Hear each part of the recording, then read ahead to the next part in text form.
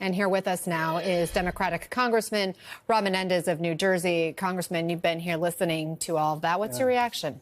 It's heartbreaking. I mean, just thinking about being her parents, I have two young kids. So thinking about Sophia's story, it's happening too often across this country.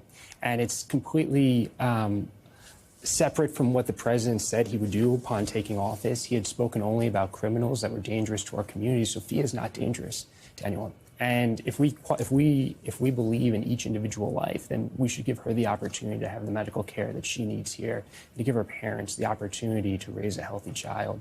That's what this country is about, and that's what we should be focused on.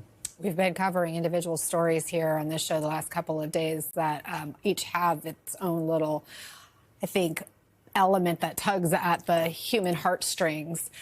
We've heard of families being deported, parents being kind of ripped apart away from their families. We're seeing these increasing cases of people showing up to their court appointments only to be then having their cases immediately dismissed and then be greeted by ICE officials to have immediate deportation. These are immigrants or migrants who are trying to follow the rules, who thought that they came into the country and are working their way legally through the immigration system. Is doing it the right way now making them easy targets? We're putting them in an impossible situation. Like you said, of doing what they're required to do, showing up for their appointments just to find out those cases have been dismissed, and now they're subject to immediate deportation. But the stories are important, because I do think the American people, this is not what they signed up for. This is not what they wanted when they perhaps voted for Donald Trump. This is a very different story that's happening. These stories are just a small number of what's happening on a daily basis. We see it from New Jersey to California.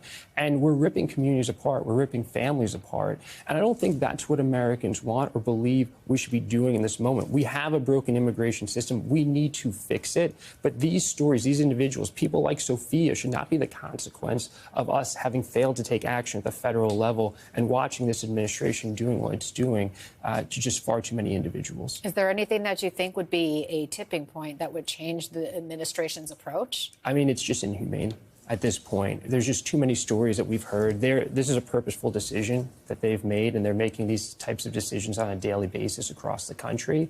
And the American people need to step forward and make their voices heard, because we're doing it in Congress. The representatives who represent that area of California have signed a letter and sent it to the administration highlighting this case.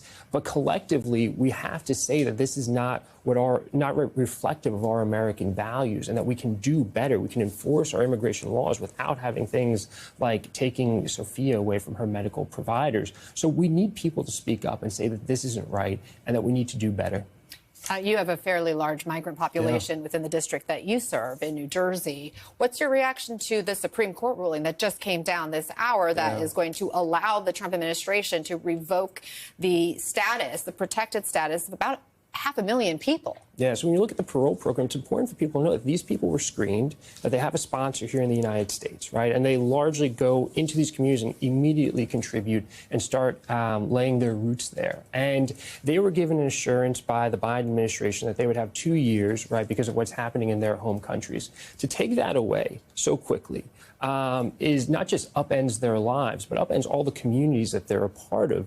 And people need to really think about what it would be like for these individuals to find out on one day they have protected status here in the country, and the next day they don't. It's an impossible situation that it is not reflective of our American values, being a country of immigrants.